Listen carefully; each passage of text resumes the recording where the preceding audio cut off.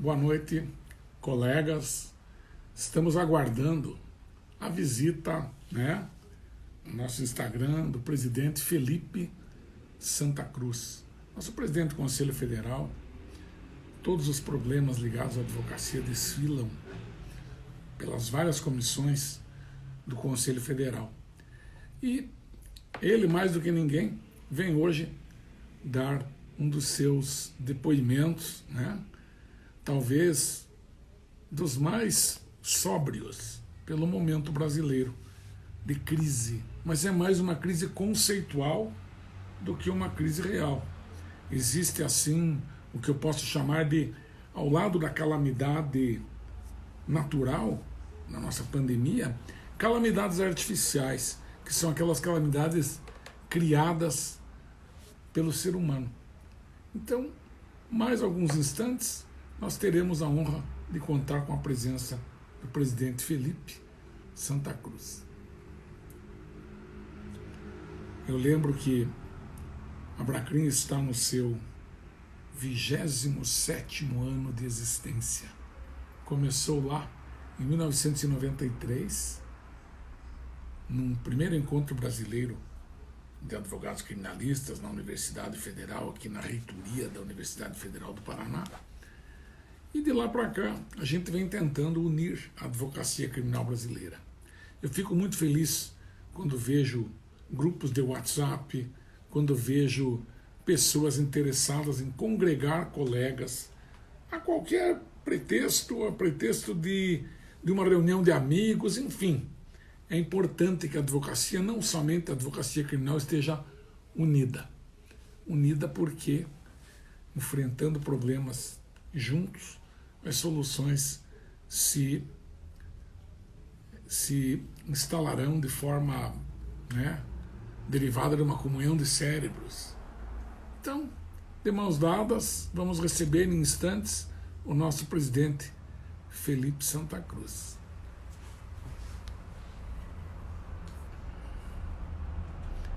Lembrando também que fizemos hoje um manifesto contra quaisquer movimentos de inspiração autoritária, movimentos que querem subverter a ordem constitucional.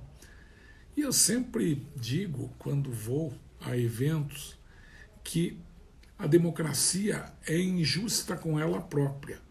Porque, se fizermos uma análise, nos regimes autoritários, não se permite que democratas se reúnam para falar sobre democracia.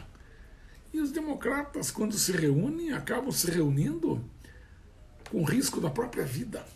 E já nos regimes de liberdade, em nome da liberdade, setores autoritários acabam se reunindo para conspirar contra a própria democracia. Então, a democracia acaba sendo injusta com ela própria.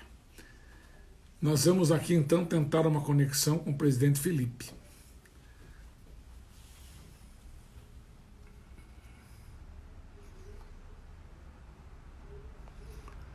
Já muitas perguntas aqui, aguardando a entrada do presidente Felipe.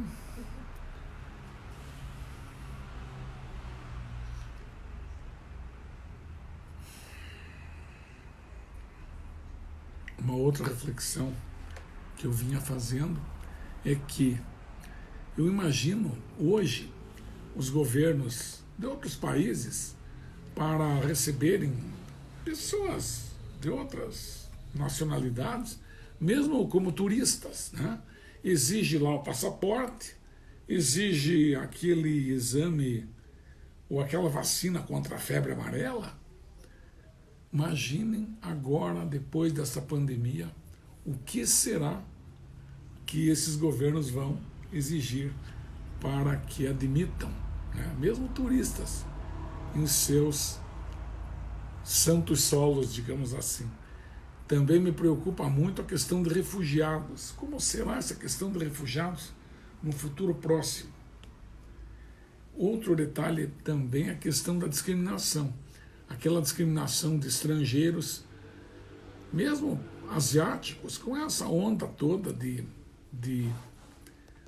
teorias conspiratórias que acabam surgindo em torno de situações, claro, lamentáveis pelo vírus, mas eu creio que o mais lamentável ainda é aquela versão, aquela teoria conspiratória que nos bombardeiam aí todos os dias.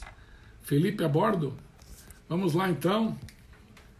Vamos torcer aqui para dar tudo certo, esta conexão aqui, para recebermos o presidente Felipe.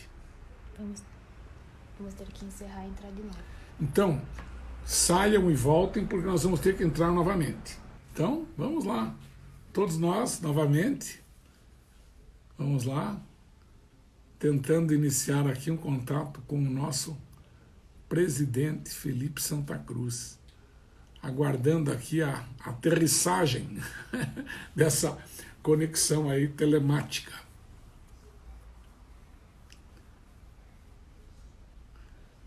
Vamos lá, tomara que consigamos essa live tão esperada por todos nós. Presidente Felipe, se estivermos ouvindo, estamos tentando a conexão. Ok?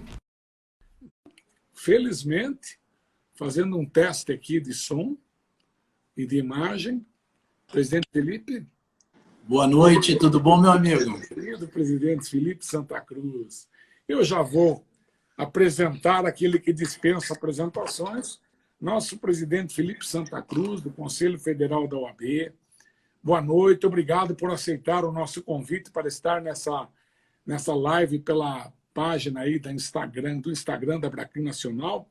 Nosso tema, presidente, é o papel institucional da OAB em tempos de crise. Eu registro, presidente, que a Bracrim está em seus 27 anos de existência. Hoje, nossa live aqui tem audientes de todo o Brasil, não só criminalistas. Muitos dos veículos de comunicação estarão conosco. E eu, ao agradecer aqui, lhe dou as boas-vindas e digo, presidente Felipe, a palavra é sua e a satisfação é nossa em ouvi-lo. Querido amigo, obrigado pelo convite. Sempre um prazer falar contigo, trocar ideias, avaliar aí o quadro, que não é um quadro fácil. Vivemos um momento muito delicado da história da humanidade, né? Não é uma questão só do Brasil, mas também um momento importante, um momento rico em transformações e mudanças culturais, um momento que vai desafiar o direito, vai desafiar os estudantes, vai desafiar os criminalistas, os magistrados. Há um mundo por reconstruir. Eu tenho separado a atual situação em dois quadros, né? Um primeiro é esse, da crise propriamente dita, as pessoas ainda perdendo suas vidas, a necessidade do isolamento e compatibilizá-lo com o funcionamento do judiciário, a necessidade de cuidar da vida. E o segundo momento, que eu digo que será o grande momento da reconstrução, e nesse momento eu tenho certeza absoluta, porque é uma máxima da história,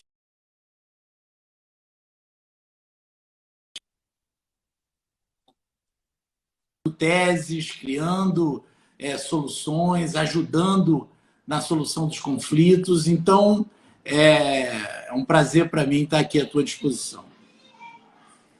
Meu presidente, eu penso assim que é um momento que temos uma calamidade natural, aí uma calamidade da natureza, esse vírus, e temos algumas que eu me permito chamar aqui de calamidades artificiais.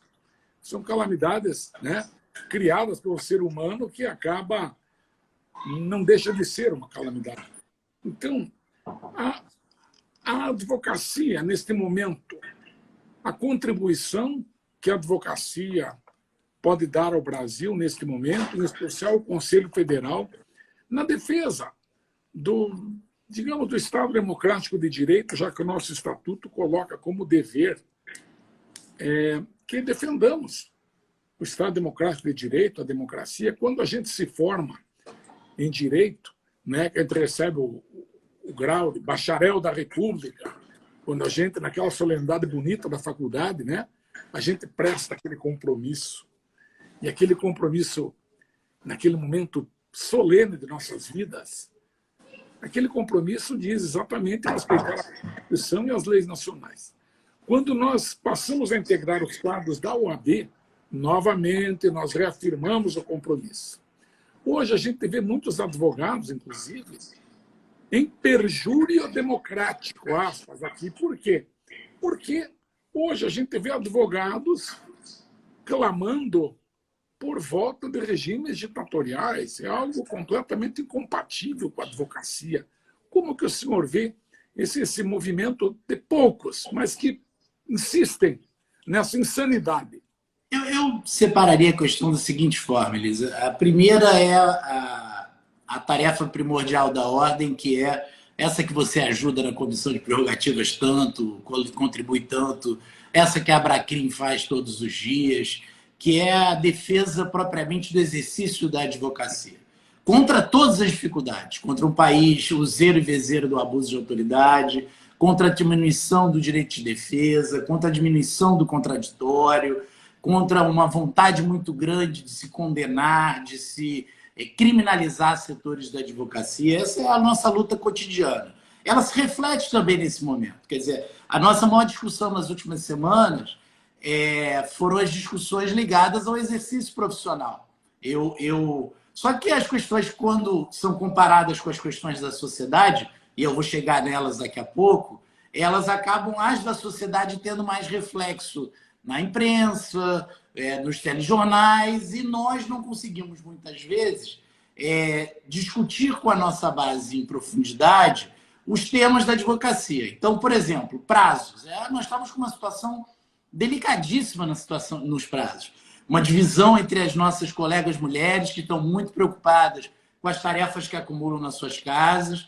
A divisão pelo país, ou seja, fizemos uma pesquisa com 60 mil advogados, que terminou com diferença de pouquíssimos pontos, 4, 5 pontos, mas chegou-se a um consenso, ou por maioria, melhor dizendo, não consenso, por maioria chegou-se à conclusão que os processos eletrônicos virtuais devem retornar, preservado o isolamento e garantindo a cada um, quando comprovar a impossibilidade de peticionamento, a devolução do prazo. Essa foi a nossa posição informada hoje ao CNJ, e acabou de sair a resolução do CNJ acatando isso. Então, havia um sentimento da advocacia, que eu compreendo, de que a população precisa muito do Poder Judiciário funcionando nesse momento. Há uma reclamação no país inteiro por conta do desnível, por conta da forma heterogênea da organização do judiciário no país. No Paraná está produzindo muito, em outros estados está produzindo pouco. Então, nós pedimos também a criação de um controle de produtividade eletrônico no país inteiro.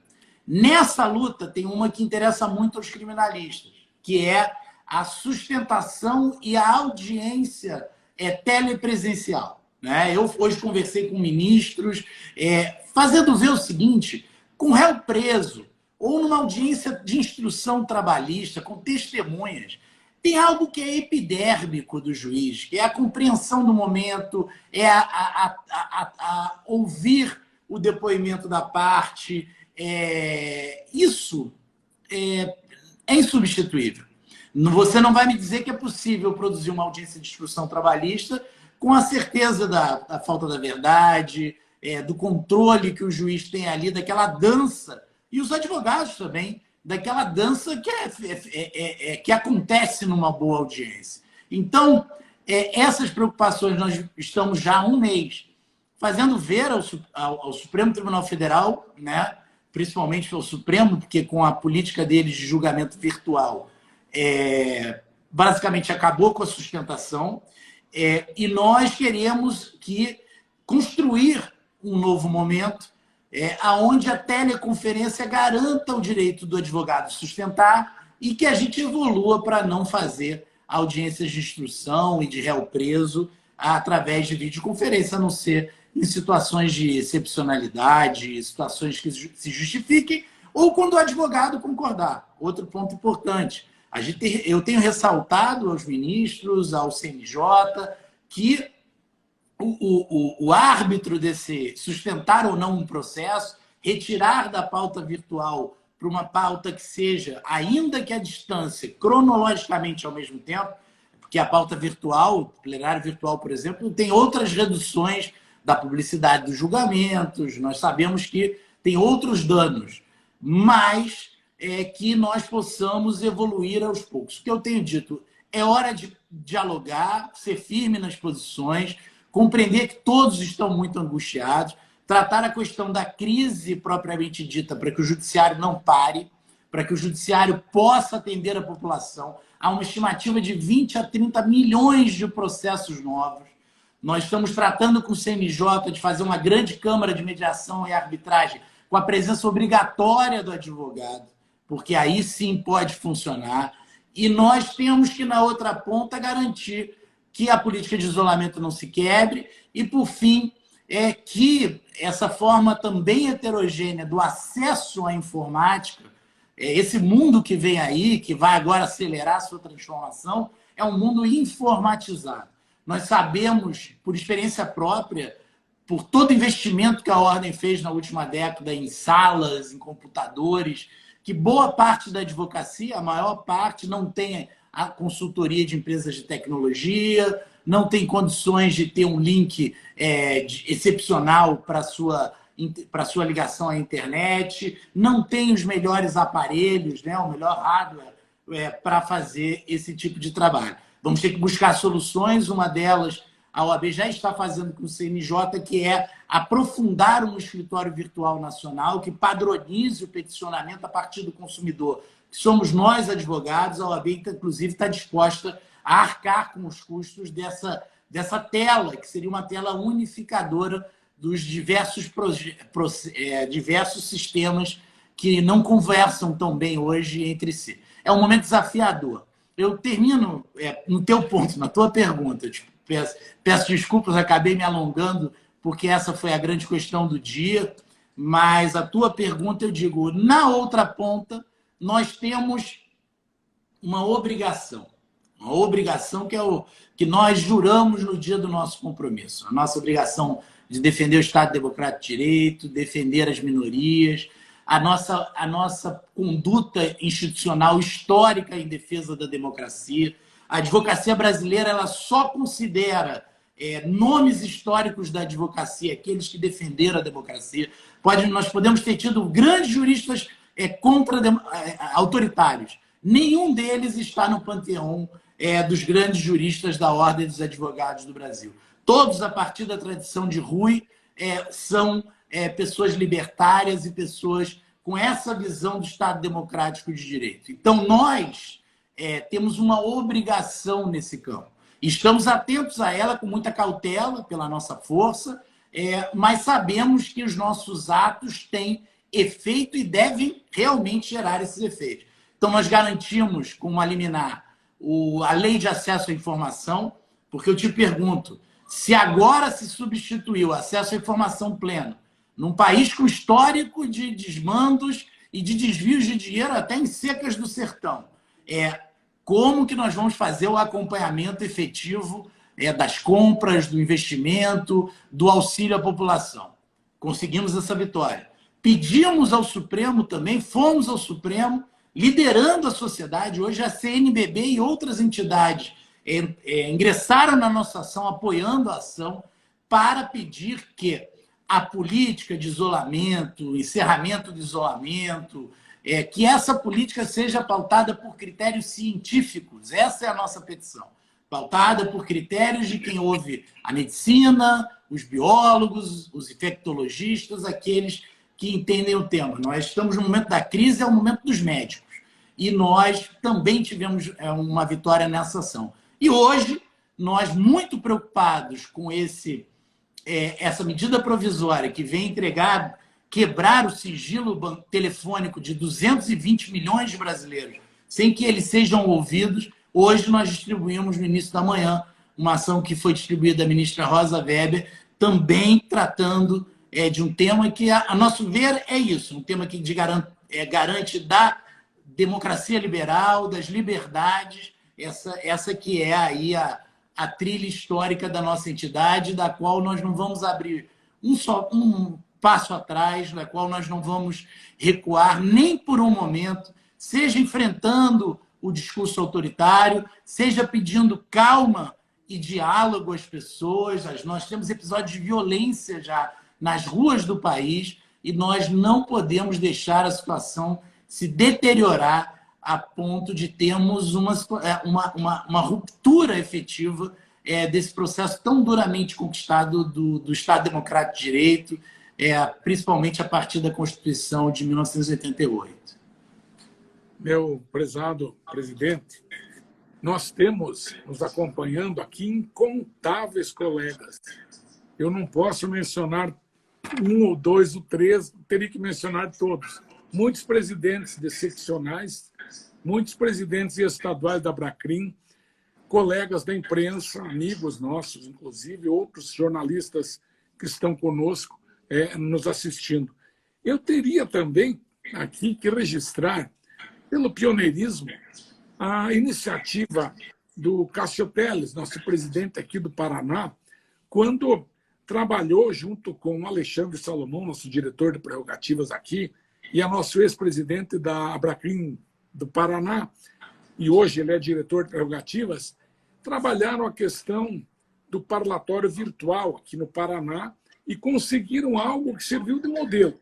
Nesse momento de crise, onde você se avista com o teu cliente de forma telepresencial quando ele está preso. Ou seja, entre não se avistar e se avistar de forma telepresencial, claro, opta-se pela telepresencialidade. Mas a pergunta que eu faço é a seguinte: será que depois que passar essa questão da pandemia, nós recuperaremos algum espaço perdido, digamos assim? Estamos abrindo mão e, de repente, acabamos, digamos, optando pela telepresencialidade, inclusive com audiência de réu preso, lembrando aqui que nas convenções internacionais, declarações internacionais, fala no tal do right to be present, o direito de estar presente, o acusado diante do seu juiz, mesmo para haver esse contato direto, digamos assim.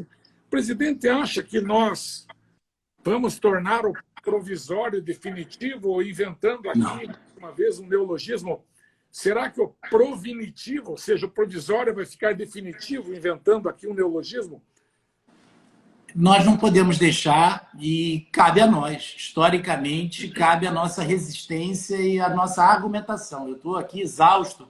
Hoje eu já participei de live com o Jur, com o ministro Humberto Martins, eu participei com desembargadores do Rio de Janeiro de manhã, e o tempo todo nós não temos esse discurso do depois. Os pontos problemáticos, eu acho até que nós podemos ser, porque o momento exige, flexíveis, e estamos sendo, na situação de exceção, que é uma situação de pandemia. Mas, mesmo nesses momentos, nós temos que dizer a todos o que está errado. Então, nós conquistamos com o TST uma mudança, o TST nos atendeu a um parecer da Comissão de Prerrogativas, nós conseguimos com o STJ uma alteração do que ele pretendia implementar. O ministro Noronha nos ouviu, eu tenho que agradecer à presidente Peduzzi do TST e ao ministro Noronha, presidente do STJ, o ministro Toffoli, que tem dito que o Supremo não pode parar, e eu concordo, ele concorda que nós temos que ir aprimorando esse sistema de julgamentos virtuais, ele tem que destacar o que é a situação de réu preso, ele tem que destacar o que o advogado quer sustentar, esse sistema de processo virtual é para processo repetitivo, que o advogado não tem interesse de sustentar porque a matéria já está absolutamente consolidada. Essa escolha deve ser do advogado. Então, todas essas nossas bandeiras, que são antigas, são as nossas lutas, elas têm que estar presentes em todas as nossas falas. Em todas as nossas falas, das falas, por exemplo, do Cássio, esse brilhante líder aí do Paraná, a fala do Cássio sempre tão embasada com os tribunais locais, que isso vai construir nacionalmente, eu já sinto acontecer isso, essa sensibilidade. Então, é uma disputa, claro, uma disputa de visões. Nós queremos um judiciário mais próximo, mas também queremos o judiciário célere, eficiente, porque esse é o interesse da população. Meu presidente, eu fazendo aqui abrindo um espaço aqui, vamos imaginar aqui essa questão de projetos de poder baseado única e exclusivamente no punitivismo e no autoritarismo, como Trump nos Estados Unidos da América. Então, a pergunta é, na sua visão, será que esses projetos baseados unicamente no autoritarismo e punitivismo não foram abalados pela pandemia, como se o povo passasse a ver que o importante não é armar as pessoas, armar povos, e sim cuidar da saúde do povo? Ou seja, será que os povos chegarão à conclusão de que saúde pública é um assunto planetário, não é um assunto deste ou daquele povo? Será que avançaremos em termos de saúde pública e recuaremos um pouco com esse projeto de poder baseado em autoritarismo e armas e mortes? Qual é a sua visão? Eu sou um otimista, Elis. Eu não tenho jeito. A forma que eu tenho na vida de continuar trabalhando, né, não me abater com as dificuldades do dia a dia, é o otimismo. Então, eu vejo que o mundo está no divisor de águas. Eu já vi esse momento de preocupação no momento anterior no Brasil. Uma visão extremamente punitivista. O quanto eu apanhei quando eu fiz críticas ao desequilíbrio desse pêndulo pró-acusação. Eu fui acusado de todo tipo de falsidade, eu sofri todo tipo de fake news, simplesmente por dizer que o advogado não pode concordar com um processo onde não há chance de defesa, né? Antes 100 condenados soltos que um inocente condenado. Então, nós, que o mesmo o culpado... Desculpe, o culpado tem direito a uma defesa, né, uma boa técnica de defesa, assim manda a lei. Então, todas essas minhas posições, e olha que eu nem sou criminalista, faço como presidente da ordem, foram posições que sofreram muitas críticas, mas eu falava de um conjunto de coisas. O abandono da nossa Constituição de 88 por setores, inclusive, da nossa juventude, da advocacia. Não existe advogado que é contra direito social. Não existe isso. Não pode ter advogado que é contra os direitos sociais. Não pode ter advogado que é contra o direito de defesa. Não pode ter advogado que quer processo sumário contra tudo e contra todos. Nós estávamos vivendo uma crise que era oriunda dessa crise do individualismo, do egoísmo, da concentração absolutamente desmedida de riquezas, num país já de grande desigualdade social, que compreensivelmente tem uma grande raiva, frustração com a corrupção, com o desmando, com a falta de capacidade executiva dos poderes públicos. Era muito difícil o quadro anterior. Eu digo até que agora é diferente. Para gerações futuras, esse é um momento de renascimento. O velho morreu e o novo está por nascer. E parte das soluções são soluções antigas. É um museu de grandes novidades. Direito social, a garantia do Sistema Único de Saúde, efetivamente, que está aí, né, flagrante. A nação mais rica do mundo investiu 200 bilhões de dólares, se eu não me engano, trilhões, ou 2 trilhões, agora o número mas uma fábula. E não investiu 7 bilhões de dólares, que havia um plano de contenção de pandemias no governo George W. Bush. Não houve esse investimento de 7 bilhões, ou seja, não sei quantos avos do dinheiro que foi investido nas grandes guerras desse século já, em pleno século XXI. A nação mais poderosa do mundo, a cidade mais rica do mundo, símbolo do sucesso que é Nova York, com milhares de pessoas morrendo por conta de falta de atendimento. Então, essas questões vão ser resgatadas. As questões, necessariamente, a vida é cíclica, o debate público é cíclico, a história serve de teatro, a história serve de laboratório para isso tudo, mas o futuro que vai ser feito é um futuro onde nós vamos aplicar os nossos princípios, as nossas crenças, a nossa fé na liberdade a essas novas linguagens, a tecnologia, sem aceitar que tudo é bom. mas que também nem tudo é ruim, né? Que nós vamos ter mudanças culturais para quais devemos estar preparados. Meu presidente, direito é obra de cultura de um povo. Direito retrata a anatomia de um povo, a fisiologia, como aquilo pulsa, né? A questão de uma sociedade. Eu, aqui, olhando um pouco para frente também, e disse já num evento passado, será que a filosofia, como mãe de todas as ciências, não está dando o seu lugar à madrasta, economia? Será que a mãe filosofia, né? A mãe de todas as ciências, será que ela não está? Nós não estamos colocando uma madrasta aí, a impiedosa economia. Como é a sua visão a respeito dessa hipótese? Eu sou um admirador da economia, dos economistas, então eu não sou tão duro assim com eles. Eu acho que até porque na economia há visões também variadas, né? Agora você tem todos os grandes economistas do mundo, os mais neoliberais, os mais radicais, com exceção do ministro Paulo Guedes, que segue ainda muito calado, aceitando que vai haver uma necessidade de Estado keynesiano, que vai haver uma necessidade de endividamento, que vai haver uma necessidade de investimento em políticas públicas, né? Que não há como sair, a capacidade de endividamento do ente privado não é a mesma do ente público. E é essa capacidade de endividamento que pode fazer a superação desse momento. Então, a economia também é objeto de disputa. Então, eu concordo com o teu argumento, dizendo que talvez não a economia, mas um pensamento individualista que se contrapõe a um pensamento solidário, né? Que é a base do direito como nós compreendemos, né? Que é um direito que alguns estavam tentando esvaziar, que é um direito que tem a capacidade transformadora, na medida que ele também... a Constituição enunciou direitos que não foram conquistados, mas eles foram enunciados por sua importância e pela o nosso objetivo de conquistá-los.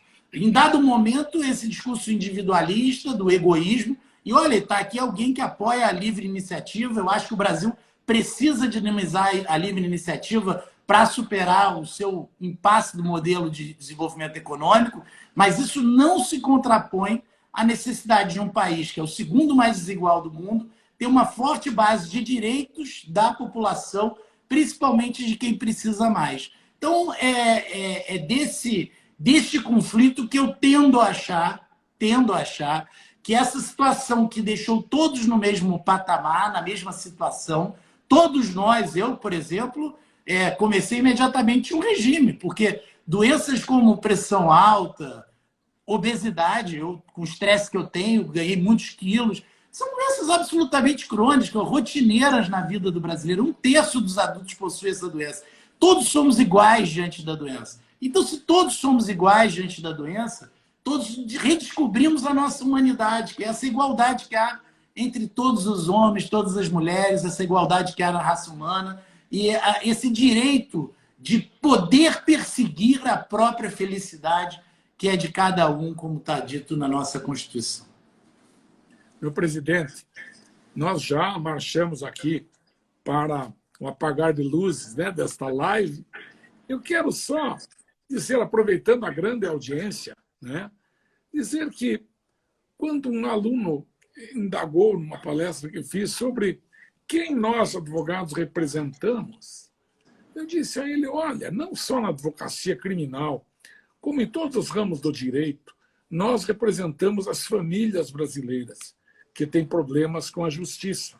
Às vezes, no nosso caso de advogados da área criminal, nós temos famílias que têm problemas de vítimas de crimes, constituem advogados para, né, preservar os direitos, tentar assegurar direitos de vítimas, ainda procuram-nos para assegurar direitos de pessoas acusadas, mas são sempre as famílias que nos procuram para tentar resolver problemas, já que é somente por nosso intermédio que podemos acessar a justiça. Então, Nós representamos autenticamente as famílias brasileiras. Aliás, na Constituição está que o acusado tem direito à assistência da família e, grifo, de advogado. Então, o legislador constitucional nos equiparou à família dos acusados e, enfim, de quem tem problema na justiça. Dentro desta visão, sabemos nós que só deve ser condenado o verdadeiro culpado e assim mesmo no seu exato grau de culpa. Dentro desta visão, presidente, quando um juiz não nos recebe, o menospreza, o maltrata a advocacia, qualquer autoridade, carreirista de Estado, enfim, está batendo a porta na cara das famílias brasileiras que nós representamos. E penso, meu presidente, que essas famílias que são devedoras de pesados tributos, a maior carga tributária, talvez uma das maiores do mundo, e eu lembro aqui que quem deve alguma coisa tem para receber na outra ponta alguma coisa em troca. Então, em nome dessas famílias, é que nós temos que colocar a advocacia como representando as famílias para que as autoridades vejam e avaliem. Quando nós vamos à porta de um juiz, nós estamos levando a pretensão de cidadãos brasileiros. E nós, como técnicos, né, somos aquela voz do direito da parte perante o judiciário. E eu creio que essa grandeza da advocacia, nós não dependemos de verbas públicas, não dependemos de governos. Então, nós temos que advogar e temos que seguir de cabeça erguida. E cabeça erguida, cabeça muito erguida, me lembra Felipe Santa Cruz, nosso presidente do Conselho Federal. Meu muito obrigado. Não tenho como catalogar todos os que estão na nossa live. Eu lhe dou, claro, o direito de fazer as últimas considerações aí, meu querido presidente. Obrigado, querido amigo. Obrigado por tudo. Obrigado pelo carinho, generosidade sua. O seu raciocínio, que é encantador para quem é seu amigo, né? A forma que você raciocina, formulou com clareza para mim, como costuma ser, algo que vem me angustiando. Como esse verdadeiro aparato que a história da advocacia nos deu, porque no Brasil nós temos o exame de ordem, a inscrição nacional unificada, um sistema federativo que permite a advocacia em todo o país, um equilíbrio entre as seccionais pequenas e grandes. Nós conquistamos agora a criminalização da violação das nossas prerrogativas. Nós temos um sistema organizado de prerrogativas no país inteiro. Tudo isso nós criamos a serviço e ganhamos, e conquistamos, melhor do que isso, e conquistamos na Constituição, no nosso Estatuto Federal, do nosso presidente Batóquio. Nós conquistamos isso com muita luta. Uma vez eu ouvi de forma crítica que a Constituição de 88 era a Constituição dos advogados. Eu disse graças a Deus, porque ela é o fim da ideia do autoritarismo no Brasil, né? Ela é o passo das liberdades. Então, nós conquistamos tudo isso para uma missão. A nossa missão é defender a população deste país, que nesse momento, por exemplo, precisa especialmente mais do que nunca de uma advocacia ética, qualificada, que entenda que a sua atividade privada é munus público, que entenda o conceito indeterminado de justiça, mas que está dentro de todos nós.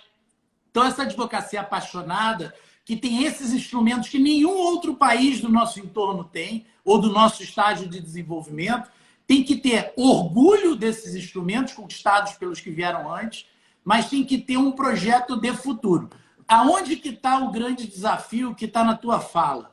Este projeto, que já tem 20 anos, da tecnologia, da informática, ele é um desafio do ser humano que ele não se transforme num projeto de isolamento, de distanciamento. Então, o judiciário já vinha se distanciando do caso concreto. O juiz já vinha se distanciando. Estou falando aqui dos casos que a gente ouve todos os dias, recebendo menos advogado, criando empecilhos, a revista na porta dos fóruns que não se aplica a magistrados e promotores. Todo esse aparato que foi quebrando a ideia de família forense, ele agora pode estar a serviço de uma visão mais elitista, mais excludente que essa, através dos meios eletrônicos. Então, nós temos que aceitar o desafio dessa transformação, olhar, volto a dizer isso, olhar os instrumentos que temos e construir uma dinâmica de atuação concreta, em cima de temas concretos.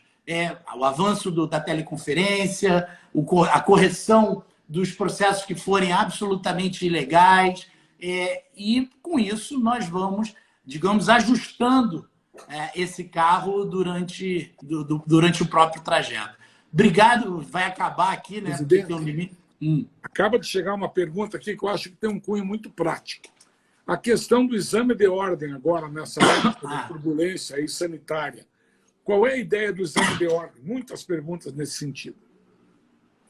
Primeiro, eu vi a segunda ou terceira vez que me perguntaram, eu vou responder. Advogado que depende de ditadura não é advogado. Não deveria ser advogado no Brasil. É a minha posição. Nós não temos na advocacia, eu digo, esse aí pode até ter inscrição, mas ele não é advogado. Ele não comunga das tradições e do pensamento da advocacia brasileira, que não tem nada a ver com ser de direita, ser de esquerda, ser de centro, nada a ver. São os nossos princípios da democracia liberal, são os nossos princípios libertários, é a história de luta do povo brasileiro e da advocacia brasileira em especial. Quem desconhece isso e defende posições extremistas, autoritárias e de ruptura e de fechamento do poder judiciário, além da própria ignorância que há de se lamentar, o país não tem realmente o nível de ensino que nós pretendíamos como ideal. Agora, é uma pessoa que não merece da gente a visão de ser advogado. Então, nós ouvimos a advocacia no que ela acredita e ela é pró-Estado Democrático de Direito, ela compreende que a redução do direito de defesa é a redução das liberdades e tem a ver, sim, com uma visão punitivista, uma visão autoritária, uma visão que elimina o contraditório. Então, nós sabemos que a advocacia compreende que isso começa no processo criminal e termina na vara de fazenda pública, termina na vara de família, onde uma visão autoritária e uma verdade única quebram essa isonomia que nós construímos aqui, essa ausência de subordinação entre a advocacia, a magistratura e o Ministério Público, que a lei garante e que nós todos os dias temos que lutar para afirmar. Então, eu respondo essa pergunta. Em relação ao exame de ordem, eu tenho dito o mesmo que disse sobre a anuidade. A ordem, e é o único conselho profissional que assim o fez, suspendeu a exigência da anuidade, que é a obrigação legal nossa, durante a cobrança. Durante essa pandemia, a inadimplência foi a 70%, o que causa, claro, uma situação de grande estresse em cima dos cofres das seccionais que têm serviços a ser mantidos, mas nós vamos tratar tudo isso no tempo devido. Nós vamos tratar tudo isso quando a tempestade passar. Nós estamos num avião atravessando no Atlântico uma terrível tempestade. O pouso, depois nós vamos ver em que aeroporto, como vai ser, com toda a tranquilidade, com toda boa vontade. No outro lado, exame de ordem. Eu sei que é um drama, eu sei que muitos jovens estavam preparados para fazer a prova já agora, já está em 31 de maio. Há uma dúvida se nós vamos conseguir manter a 31 de maio, porque ela é realizada em mais de 660 municípios do nosso país. É uma prova nacional, com 150 mil inscritos. Então, tranquilidade, continue estudando, que nós vamos, com antecedência, muito respeito aos candidatos, anunciar as mudanças, as regras, tentando ter toda a tolerância e toda a boa vontade para resolver esse drama. A FGV já está elaborando um estudo para provas online, mas é uma situação bem difícil, que ainda tem que ser aprimorada com muito cuidado, porque estamos tratando do exame de ordem, e nós vamos ter toda a cautela para trazer essa modernidade, mas que ela venha com a segurança que nós exigimos. E, por fim, mais uma vez te agradecer, dizer que é sempre um prazer falar contigo, ainda mais agora, agradecendo a todos os que mandaram mensagens, aos presidentes seccional, de subseção, nossos heróis das subseções, né? Em cada subseção desse Brasil, nós temos líderes democraticamente eleitos que estão lá, esse sim, sentindo o sofrimento da base, tentando resolver caso a caso, muitas vezes tirando do próprio bolso para ajudar um colega. E isso só o AB tem, só a advocacia tem, tanta gente boa, abnegada, disposta a abrir mão do tempo individualista, egoísta desses nossos tempos em prol do próximo. Esse é o espírito da nossa profissão. Meu presidente, batemos um recorde aqui de audientes. Nunca tivemos tantos audientes quanto hoje. Tá? Eu quero lhe agradecer em nome da Abracrim, de toda a advocacia que está assistindo, não necessariamente apenas o pessoal da Abracrim, lideranças, enfim, a advocacia como um todo. E quero dizer que pode contar com a força da advocacia criminal brasileira. A Abracrim é a muralha dos indomáveis. E quero colocar essa força como uma força aliada do Conselho Federal, da OAB. Aliás, a nossa grande associação é a OAB. Então, nosso abraço fraterno e digo, continue, presidente. O Brasil precisa de grandes homens, como é o caso do nosso representante maior. Fica na paz, receba o nosso abraço fraterno.